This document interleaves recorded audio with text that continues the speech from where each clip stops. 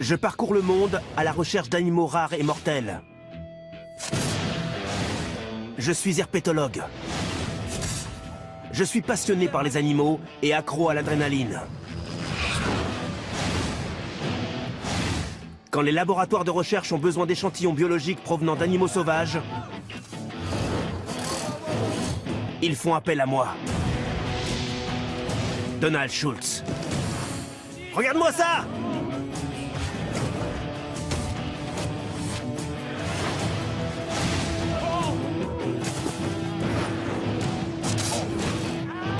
Attention!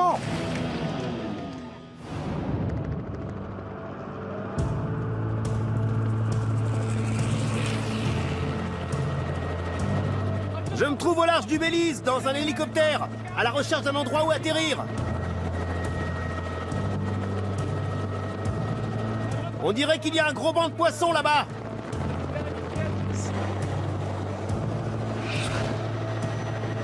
C'est pas une blague, c'est mon métier.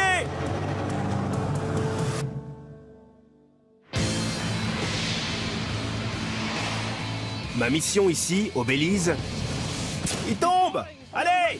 Et de capturer les animaux en voie d'extinction du pays, c'est un parfait petit carré. Et de prélever des échantillons de sang qui pourraient aider à sauver leur espèce. Je vais prélever la quantité de sang dont j'ai besoin. Je vais être face à des animaux mortels, au cœur d'une nature sauvage, pleine de dangers inattendus. Regardez-moi ces crochets. Bienvenue dans mon univers.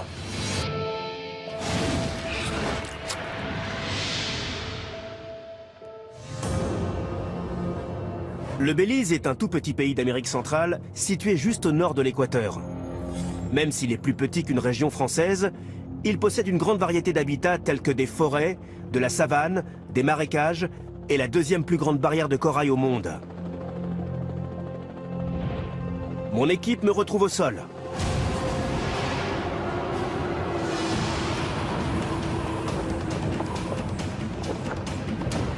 La chute libre est mon moyen préféré de percevoir la topographie d'un pays. Mais aujourd'hui, les cordes de mon parachute se sont emmêlées à l'ouverture. J'ai réussi à les démêler, mais ma chute est trop rapide. Si je touchais le sol à cette vitesse, ça me tuerait. Je dois donc me diriger vers l'eau. Oui, le voilà, le voilà! Ce n'est pas comme ça que j'avais prévu de commencer ma mission.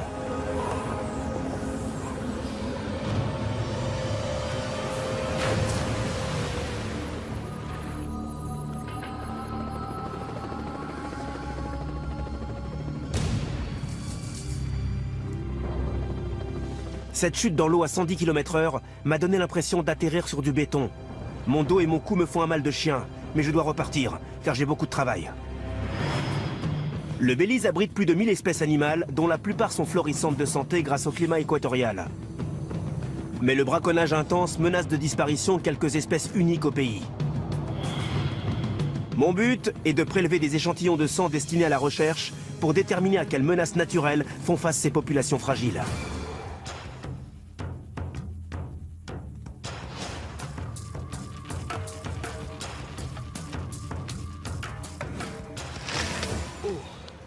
Toute cette forêt est très humide.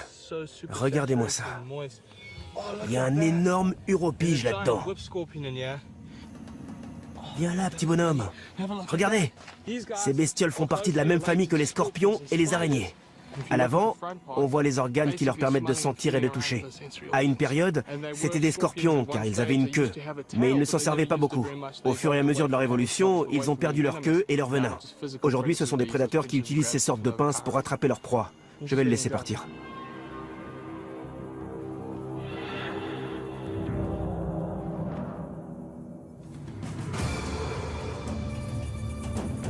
Le premier animal que je recherche peut être entendu à près de 5 km à la ronde. Les singes hurleurs, vous avez entendu? C'en était un.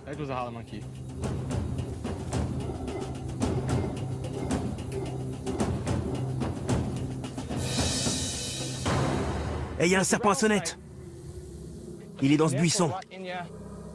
Viens le filmer avant que je le bouge. Je veux montrer à quel point le serpent se camoufle bien. Oh, il y a une ruche là-dedans. C'est un double danger. Si vous regardez par terre, vous verrez que le camouflage est absolument impeccable. C'est super cool.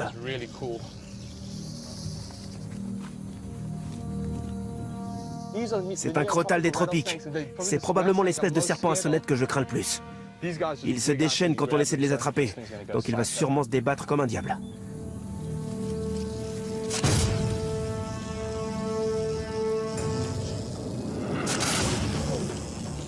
C'est le serpent qui me fait le plus peur, car il est agressif de nature. S'il me mord, mes poumons cesseront de fonctionner en quelques heures.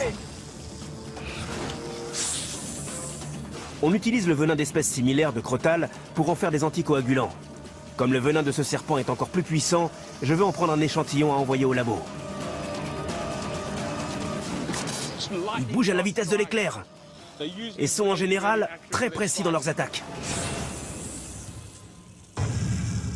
Vous entendez ces sonnettes très particulières? C'est un système de défense très impressionnant. Ces serpents n'ont même pas besoin de cracher du venin pour faire fuir les prédateurs. Ce sont les serpents les plus avancés en termes d'évolution. Ils ont des sonnettes pour se défendre et peuvent se mettre à la verticale et paraître plus grands, presque comme un cobra. Ils sont vivipares. Ils peuvent s'adapter à des climats très froids. Ils ont des fossettes thermosensibles et des crochets articulés à l'avant. C'est la quintessence de l'évolution des serpents. Leur venin est extrêmement toxique, notamment celui des crotales des tropiques. Ce spécimen est une pure merveille. Je dois prélever du venin et du sang de ce serpent.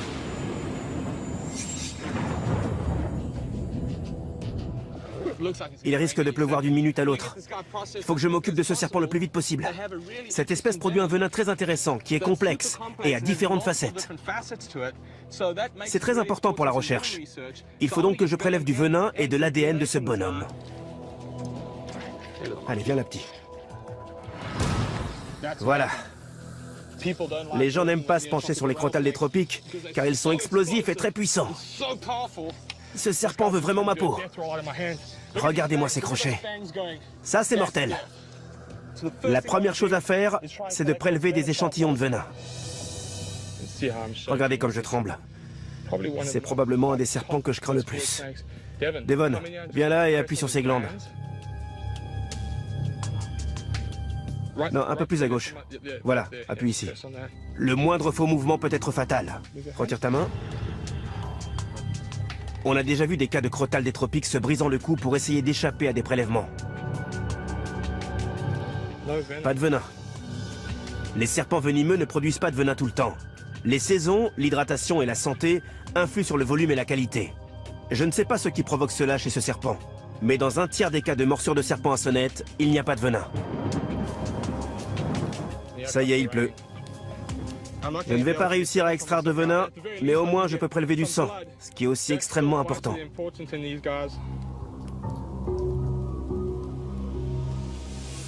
En plus, c'est un gros mâle.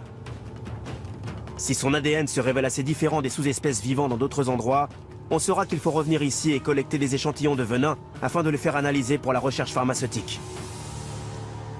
Quand on travaille dans la brousse, on ne contrôle plus grand-chose. C'est pour cela que ces échantillons sont très importants. Non seulement ces zones sont difficiles d'accès, mais ces animaux le sont aussi. Et même quand on arrive à les attraper, on a parfois du mal à faire des prélèvements. Je n'ai pas réussi à extraire de venin de ce serpent, mais au moins j'ai pu prélever du sang, ce qui est très important. Il pleut des cordes, c'est n'importe quoi. Maintenant je vais le relâcher, ce qui va être compliqué, parce que ces crotales attaquent très vite. Je vais donc le jeter doucement comme ça. Ça lui fera pas de mal et au moins je ne risque rien. Ces serpents attaquent tellement vite que si je posais simplement sa tête au sol, il me mordrait la main plus vite que je n'arriverais à la retirer. J'ai un prélèvement de sang. Je n'ai pas eu de venin, mais ceci est d'une importance capitale. Voilà le sang. Je tremble encore, c'était intense.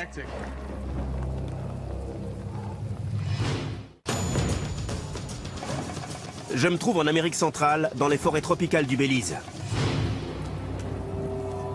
La pluie complique mon travail, mais dans les forêts tropicales, le temps change en un clin d'œil. Apparemment, je m'approche d'un groupe de singes hurleurs. Ils sont grands et musclés, et comme la viande est chère au Belize, le braconnage a décimé certaines populations qui sont maintenant en voie d'extinction. Je voudrais faire un prélèvement de sang pour que des chercheurs puissent vérifier si ces populations fragiles ne sont pas atteintes de maladies. Les singes hurleurs sont les plus grands primates d'Amérique centrale. Et ce sont les mammifères les plus bruyants. Les singes hurleurs sont les animaux terrestres les plus bruyants au monde. Ils vivent au sommet des arbres. Pour les en faire descendre, il faut leur tirer dessus avec une seringue sédative.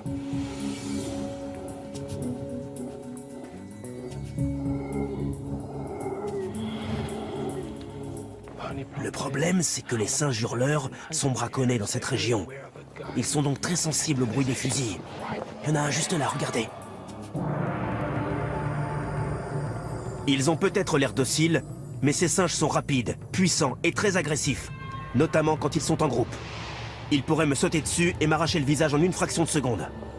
Je vais tenter de les observer, puis je vais estimer la distance qui nous sépare et ajuster la pression. Il y en a un juste là.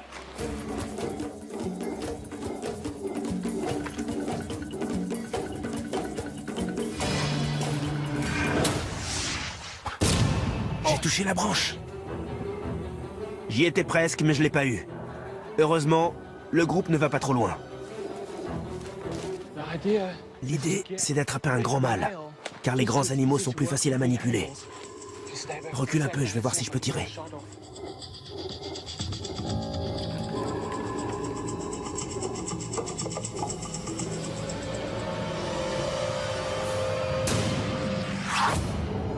Oui!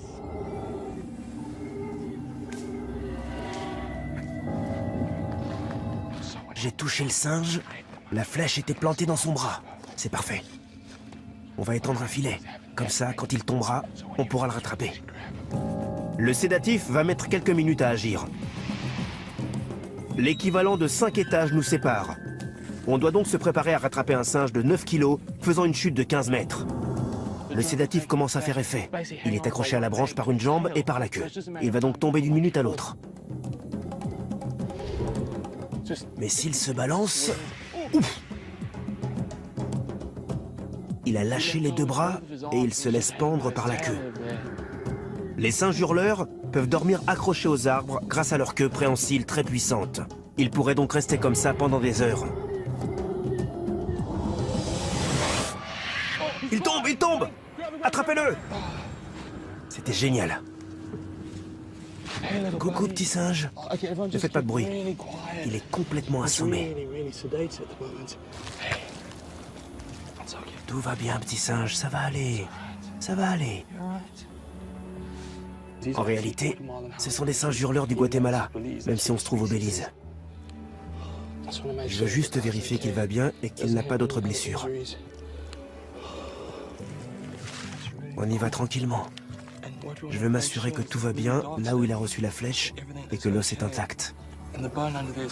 Les sédatifs ont complètement assommé ce petit singe, mais à part ça, il va très bien. Salut toi. Je veille toujours à protéger les animaux que j'attrape, et c'est notamment le cas ici. Regardez-moi ces mains. Voilà pourquoi j'aime autant les singes. Ils ressemblent vraiment à des êtres humains. Ils ont des petits ongles et ont même des empreintes digitales.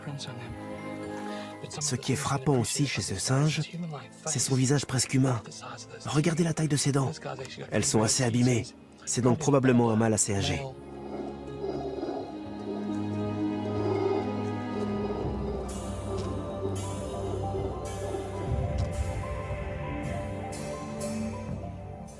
L'avantage de nos sédatifs, c'est qu'ils rendent partiellement amnésiques.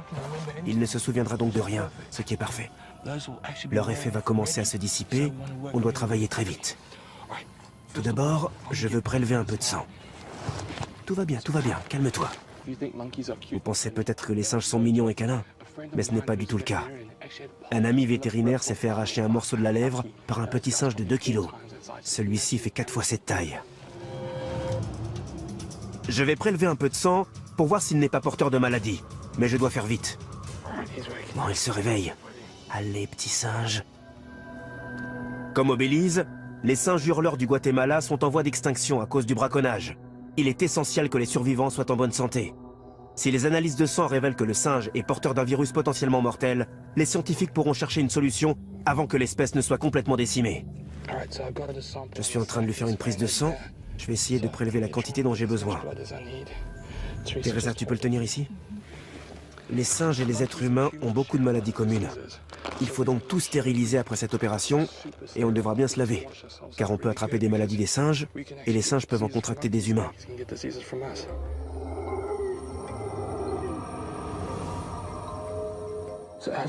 Au fur et à mesure que le singe reprend ses esprits, on voit qu'il observe de plus en plus ce qui se passe.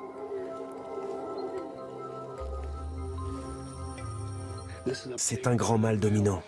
Il a visiblement vécu une belle vie. Oh, il se réveille.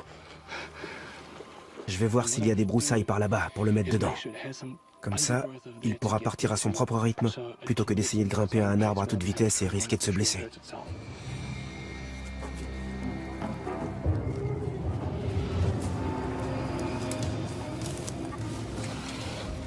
Je vais le poser délicatement et le laisser partir, tandis qu'on recule sans faire de bruit. Il est dans les broussailles. Il ne faut pas lui faire peur. Il faut juste qu'il se calme tranquillement. Ce petit singe ira très bien. J'espère que mes prélèvements aideront les scientifiques à préserver les hurlements des singes dans ces forêts pendant très longtemps. Viens par là. Il y a un animal juste devant moi. C'est un mâle adulte. Dès que j'aurai bougé mes doigts, vous comprendrez pourquoi.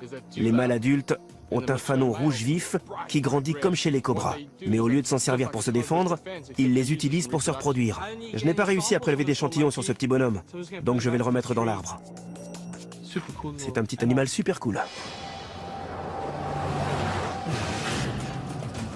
Je me dirige vers une réserve protégée sur la barrière de corail du Belize, qui est le deuxième plus grand récif au monde.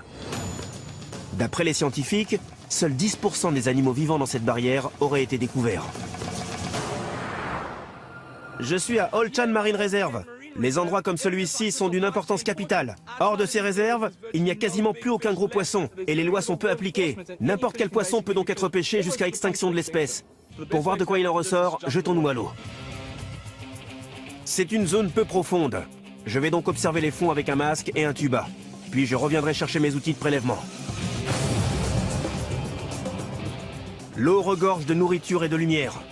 C'est l'habitat idéal pour un animal local en voie de disparition, la pastenague américaine.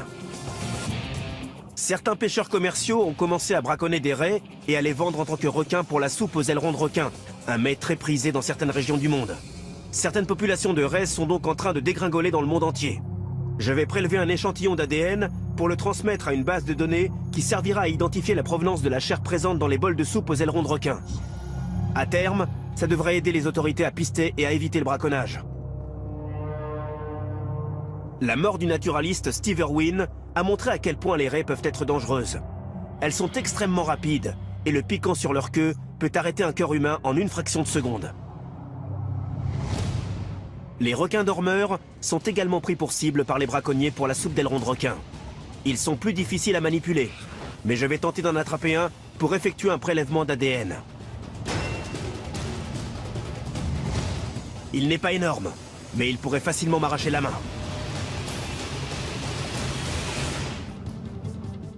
C'est l'animal idéal pour mes prélèvements. Regardez-moi ces dents. Elles peuvent casser la coquille des crustacés et permettre aux requins de racler les fonds marins. Calme-toi, mon petit gars. Je vais prélever un échantillon de cet aileron dorsal. Pour ça, je prends un couteau bien aiguisé, je coupe un petit morceau et je le mets dans de l'éthanol. Même si mon couteau est extrêmement bien aiguisé, j'ai du mal à faire mon prélèvement, car leur peau est vraiment très épaisse. Ça suffit. C'est tout ce qu'il me faut. Ça ne fait pas du tout mal au requin. Je vais mettre mon prélèvement dans un endroit sûr. Il faut que je remette le requin dans l'eau très rapidement. Je vais donc attendre avant d'analyser mon prélèvement. J'ai vraiment eu beaucoup de chance en attrapant ce requin. On ne l'a pas blessé, on n'a pas utilisé de crochet. Mais maintenant, il faut le laisser partir.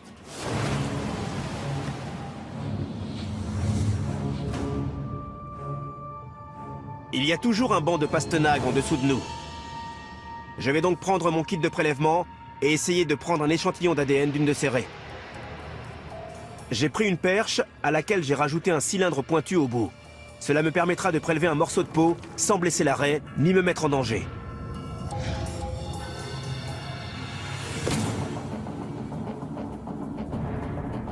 J'ai mon échantillon et la pastenague poursuit son chemin.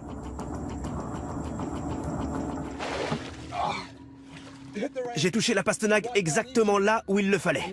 Voilà mon prélèvement. Ce morceau de chair me suffit pour déterminer la constitution génétique de la pastenague. Avec cela, on peut séquencer l'ADN. Grâce à cela, on pourra déterminer non seulement l'espèce, mais aussi la provenance du poisson, si jamais ces pastenagues se retrouvaient dans le commerce d'ailerons de requins. Les pêcheurs ont tellement de mal à trouver des requins que les pastenagues se retrouvent dans le commerce d'ailerons. Cette situation ne pourra pas durer, car les pastenagues se reproduisent très lentement et mettent beaucoup de temps avant d'atteindre l'âge adulte. Je prends ce tube, il contient de l'éthanol, et j'y mets le prélèvement. Et voilà. Cet échantillon est important, car en cas de braconnage de pastenagues, on pourra facilement les retrouver si leur ADN apparaît dans le commerce d'ailerons. Il suffira de faire un prélèvement d'ADN et de consulter la base de données. J'analyserai le prélèvement du requin dormeur de la même façon. L'éthanol empêchera ces échantillons de s'abîmer avec la chaleur. Non seulement cette réserve protège les raies et les requins, mais elle préserve aussi tous les animaux marins. Cet échantillon permettra de perpétuer ce travail de sauvegarde essentiel à ces espèces. Je me dirige vers le sud, près de la frontière guatémaltèque, pour effectuer des prélèvements sur un autre animal mortel en voie d'extinction. Les crocodiles du Belize ont été décimés par le braconnage. Des habitants de la région ont repéré un crocodile dans une zone très prisée des braconniers. Je suis ici avec Vince Rose, un expert en crocodile, pour capturer l'animal, faire un prélèvement et l'emmener dans une réserve naturelle. Notre objectif du jour est de déployer ces filets et d'attraper un crocodile qui se trouve dans cette zone. Beaucoup de personnes passent par ici, donc il y a un gros risque de braconnage. Cet endroit me semble parfait. D'ailleurs, il y a assez de place pour travailler ici. À cause du braconnage, les crocodiles de la région sont nerveux et se déplacent surtout la nuit. On va donc tendre un piège pour tenter de l'attraper cette nuit. Cette cage fonctionne comment, Vince? Lorsque le crocodile attrape le poulet dans la cage, il libère le crochet qui se trouve au-dessus de la grille, qui se ferme automatiquement.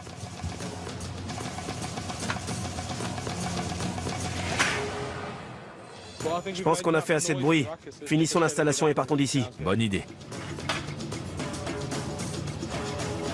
On viendra jeter un œil au piège demain matin. En attendant, je vais partir à la recherche de quelques animaux venimeux parmi les centaines que le Belize abrite. Il fait très chaud ici. Si on boit de l'eau, on la transpire illico. C'est vraiment dur. Les chercheurs ont découvert des propriétés dans certains venins qui aident à soigner le cancer, la maladie d'Alzheimer et le diabète chez les humains. Il y a des parasites partout. Très peu de recherches ont été effectuées sur les animaux venimeux de cette région. Si j'en trouve un prélèvement pourrait un jour sauver des vies.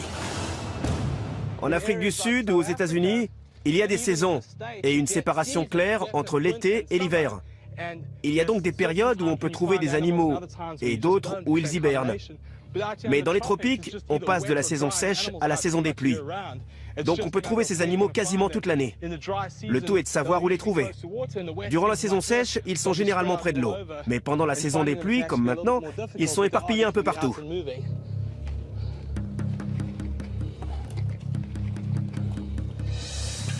Viens voir par ici. Si vous regardez au bord de ce trou, on voit une petite tarentule. Regardez, elle est juste là. Le venin des araignées du Belize est rarement analysé. Ce petit spécimen est donc parfait pour effectuer un prélèvement. C'est une bonne nouvelle pour le labo, mais une mauvaise nouvelle pour moi. Je n'aime pas les araignées. Si un animal passait par là, cette tarentule lui sauterait dessus en un clin d'œil. Elles attaquent très vite. Ce sont des maîtres en matière d'embuscade. Comme ça.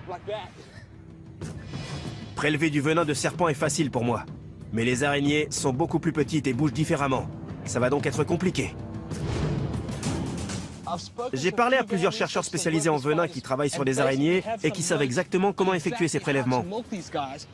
Devon, tu peux me passer le sac à dos? Comme il y a très peu de recherches sur ces araignées, je ne sais pas à quoi pourrait servir leur venin. Mais grâce à leur pouvoir anesthésiant, il est utilisé à très faible dose comme antidouleur chez les humains. Je ne sais pas exactement de quelle espèce de tarentule il s'agit, et les araignées ne sont pas mon fort. Donc si je me faisais mordre par celle-ci, d'une, ça me mettrait un grand coup au moral, car je n'aime vraiment pas les araignées, et de deux, comme on ignore quel effet a son venin, ça pourrait être un problème. Même si elle a l'air assez calme, cette araignée se déplace très rapidement. Ce sac va me permettre de la capturer, mais il ne me protégera pas de ses crochets, qui peuvent transpercer le plastique. Voici une bombe de CO2. On l'utilise pour transformer les boissons plates en boissons gazeuses. Je vais percer un petit trou dans ce sac et y injecter du CO2, ce qui va assommer l'araignée.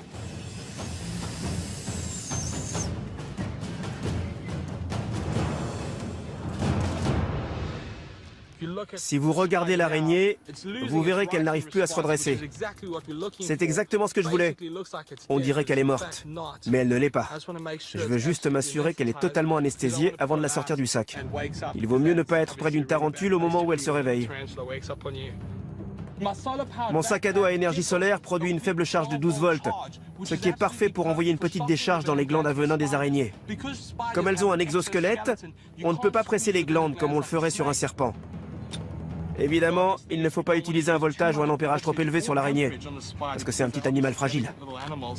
Ces créatures ont de gros crochets et mordent très rapidement. De plus, il est difficile de savoir combien de temps durera l'anesthésie.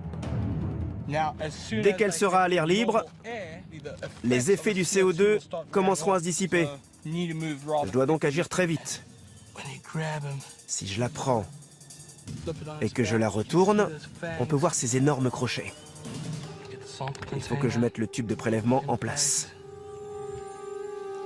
Devon, tu peux envoyer la décharge? Envoie doucement la décharge sur le dos de l'araignée. Il y a une toute petite goutte de venin qui sort des crochets. On la voit à peine. Le problème, c'est que l'araignée est en train de se réveiller. La vache. Ça me trouille.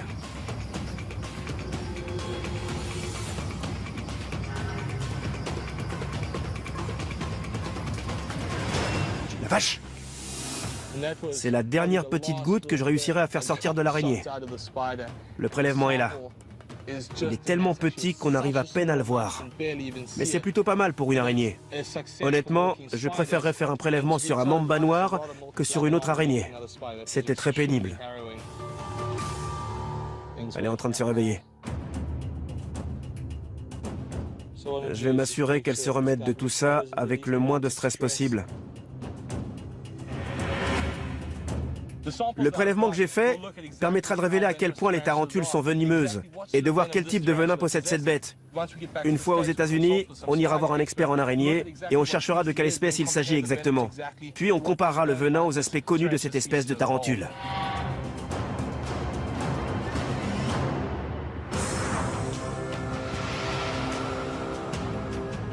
Le travail avec les araignées est passionnant, mais je préfère largement avoir affaire aux reptiles. Cela fait presque 24 heures qu'on a installé le piège. On espère donc que le crocodile aura mordu à l'hameçon. Malheureusement, ce n'est pas encore le cas, mais attraper un crocodile peut prendre des jours. J'espère juste que les braconniers n'arriveront pas avant nous. La meilleure chose à faire avec un piège à crocodile, c'est de le laisser en place pendant un moment. Et au lieu d'attendre que quelque chose se passe, il vaut mieux longer les rives pour voir si on peut trouver des iguanes. On les trouve souvent près de l'eau. Ils ne sont pas méfiants. Ils n'ont pas l'habitude qu'on les approche depuis la rivière.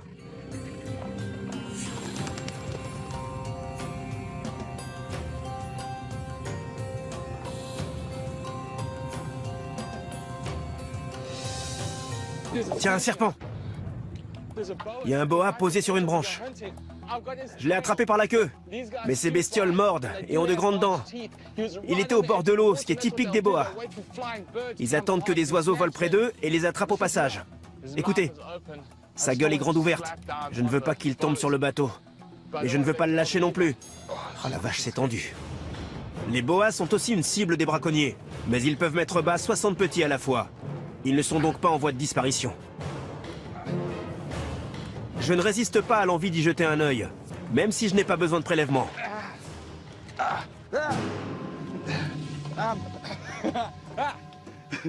Ce boa constrictor se promène dans le coin. Regardez comme sa peau est foncée. Il est très chaud. Il se prélassait sous le soleil matinal. Visiblement, il est venu ici pour essayer de trouver de la nourriture. Ces serpents n'ont pas de venin, mais ils ont de grandes dents qu'ils utilisent surtout pour chasser des oiseaux et des mammifères. Ces dents sont faites pour attraper des oiseaux. Vous pouvez voir à quel point elles sont grandes. Elles sont vraiment grandes. Ces dents sont faites pour transpercer de la chair, du pelage ou des plumes. Une fois que le boa s'est accroché à sa proie avec ses grandes dents, il s'enroule autour d'elle et la serre jusqu'à l'étouffer. C'est la particularité du boa constrictor. Je vais le remettre dans l'arbre. Parfois, quand ils ont peur, les boas plongent dans l'eau. Je ne veux pas le mettre directement dans l'eau car il y a des crocodiles. Mais s'il veut y aller, je n'en empêcherai pas. Je vais donc le remettre là-haut. Ces serpents sont vraiment à l'aise dans les arbres, c'est dingue. Et voilà. Regardez-le partir. Je vais y aller. Comme les crocodiles qu'on recherche sortent en général la nuit, je reviendrai voir le piège demain matin. Je retourne sur la barrière de corail du Belize, où je vais retrouver Linda Searle, qui s'occupe de la conservation d'une espèce qui n'a quasiment pas évolué depuis l'ère des dinosaures, mais qui est aujourd'hui menacée d'extinction, la tortue de mer. Toutes les tortues marines sont menacées d'extinction à cause du braconnage, de la destruction de leur habitat et d'autres problèmes. Ce travail est donc essentiel. J'ai vraiment hâte d'aller dans l'eau et de voir ces animaux. La chasse aux tortues de mer est interdite au Belize depuis 2002. Il y a toujours du braconnage, mais la menace principale vient de la pollution de l'environnement. Mon but est de faire une biopsie pour que les chercheurs vérifient le niveau de toxines présent dans l'eau. Je vais implanter une puce dans une tortue de mer afin de suivre ses déplacements à tout moment.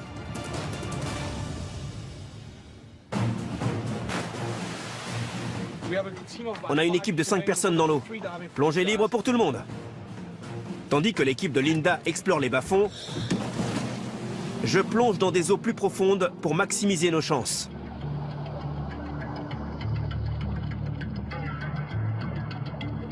Les tortues de mer se nourrissent d'éponges attachées à ces bancs de corail incroyables. Je suis donc au bon endroit. Avant, ces eaux grouillaient de tortues de mer. Mais ce n'est plus le cas aujourd'hui. Je repère enfin un jeune carré. Ces tortues sont peut-être lentes sur la terre ferme, mais avec ses nageoires puissantes, ce carré peut facilement me distancer dans l'eau.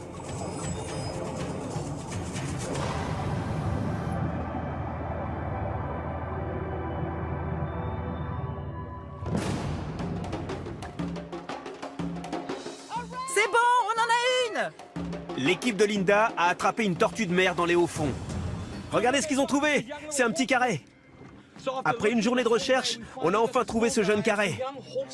Quand on travaille sur des tortues hors de l'eau, il faut s'assurer que leurs yeux restent bien hydratés.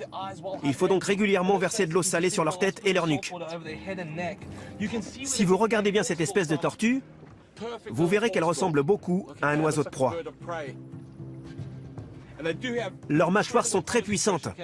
Les carrés pourraient vous arracher un doigt. La première chose à faire, c'est de prendre un outil de biopsie. Ce prélèvement révélera le niveau de mercure et d'autres toxines présents dans l'eau. On peut voir une petite entaille sur la tortue. Là-dedans, il y a le prélèvement.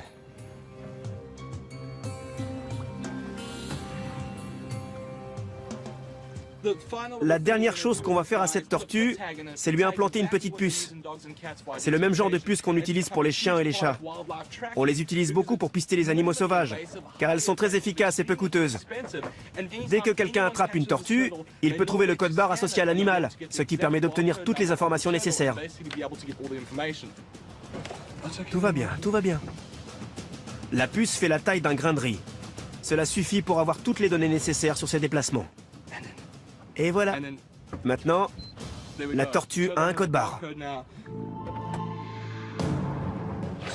Maintenant qu'on a tout ce qu'il faut, il ne nous reste plus qu'à relâcher ce petit carré. Je lui mets le derrière dans l'eau et dès qu'il prend une grande inspiration, je le lâche et il plonge d'un coup.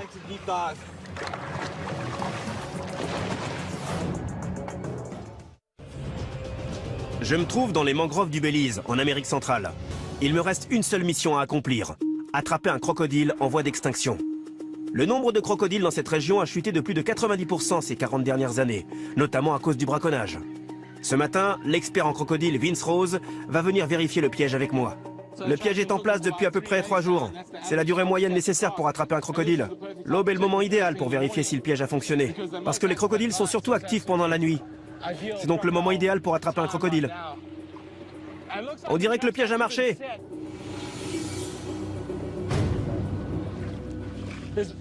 Il y a un crocodile dans le piège.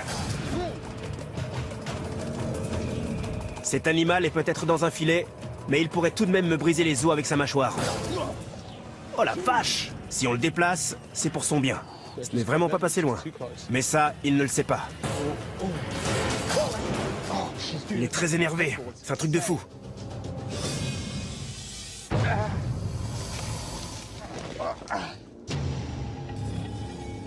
C'est incroyable. Il faut être rapide et prudent pour notre bien, mais aussi pour celui du crocodile. Ce qu'il ne faut surtout pas faire avec ces animaux, c'est se dire qu'ils sont calmes. Car en fait, ils reprennent des forces avant la prochaine bataille. Ce n'est pas un gros crocodile, il n'a peut-être pas l'air mortel, et ce n'est certainement pas le plus gros crocodile que j'ai eu à maîtriser. Mais les crocodiles les plus dangereux ne sont pas ceux dont on se méfie le plus. Ce sont eux qui peuvent vous avoir, et celui-ci a failli avoir ma peau. Tu me compliques la vie. Allez. Quand on est face à un crocodile, il faut rester vigilant. Leurs mâchoires sont tellement puissantes que même s'ils mordent un objet métallique, ils peuvent y faire des dégâts. Regardez. Voilà la principale différence entre les crocodiles et les alligators. Quand leur gueule est fermée, leurs dents dépassent en haut et en bas. Ce qui n'est pas le cas chez les alligators. Ici, ce sont ses dents du bas. Regardez comme elles se logent dans ses narines. Leur oreille externe peut s'ouvrir et se refermer. Et ils ont une paupière nictitante qui est transparente et qu'ils utilisent comme lunettes quand ils sont sous l'eau. Quand ils sont tendus comme cela, ça veut dire qu'ils sont à 2 doigts d'exploser. Ça va aller, ça va aller. Tout le monde sait que les mâchoires des crocodiles sont plus puissantes à la fermeture qu'à l'ouverture. Il suffit donc de leur scotcher la gueule, ça vous évite de vous faire mordre. Ensuite, on leur lie les membres. Cela peut sembler inhumain et pas très cool pour le crocodile, mais en réalité, c'est comme ça qu'ils nagent. Quand ils sont dans l'eau, ils nagent toujours avec les pattes en arrière. Donc c'est pas stressant pour lui. Si on l'attache, c'est pour qu'il ne court pas partout dans le bateau. Car si on se retrouve avec un crocodile en liberté sur un bateau et au milieu d'une rivière, on peut avoir des problèmes. C'est bon. Comme ça, il n'ira pas très loin. Pour éviter que ses yeux collent, je vais lui attacher ça sur la tête.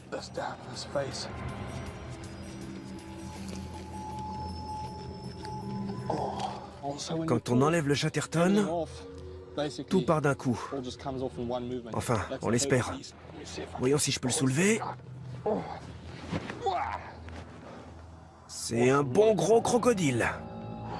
Nous allons l'emmener dans une réserve où je pourrai effectuer mon prélèvement en toute sécurité.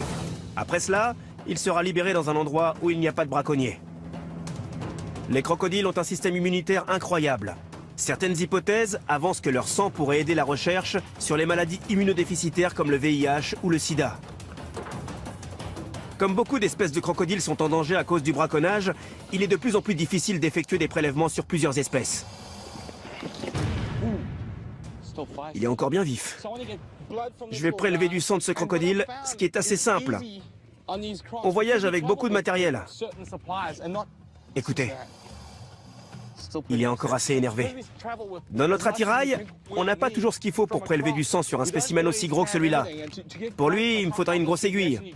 Ce que je vais donc faire... Ouh la vache! Il est très agressif. Parfois, quand vous coupez les griffes de votre chien, vous y allez un peu trop court et il saigne un peu. C'est exactement ce que je vais faire. Je vais lui couper une griffe et je vais laisser le sang couler dans un tube. C'est exactement comme si on lui prélevait du sang directement dans une veine, mais au moins, je n'ai pas à percer sa peau très dure pour trouver une veine. Ce tube de prélèvement contient un anticoagulant que vous pouvez voir au fond. Ça permet d'empêcher le sang de coaguler. À l'aide d'un couteau très aiguisé, je vais couper la griffe jusqu'au sang. Ça ne lui fait pas mal. Ensuite, j'occlue l'orteil. Récemment, des recherches ont été faites sur les globules blancs des crocodiles, car ceux-ci ont un système immunitaire incroyable. Les scientifiques cherchent comment ça pourrait aider à soigner des maladies comme le VIH ou le sida. Plus on prélève de sang de différentes espèces, plus on aura de chance. Vous voyez, j'en ai une bonne quantité. Ce crocodile va rester dans la réserve de Vince pendant un certain moment et sera ensuite relâché dans une zone inhabitée. Pour le relâcher, on refait le processus de capture en sens inverse. On commence par retirer le chatterton de son dos. Il est très énervé. Tout ce qui me reste à faire maintenant, c'est lui retirer le chatterton qui lui retient les mâchoires. Il ne faut jamais libérer un crocodile en lui laissant des morceaux de ruban ou de cordage. Je le fais avancer.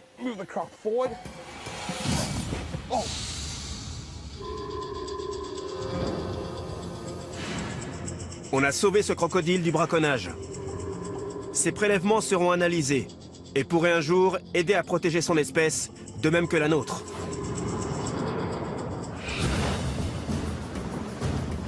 J'ai vécu une expérience incroyable au Belize. J'ai été dans le feu de l'action dès le départ.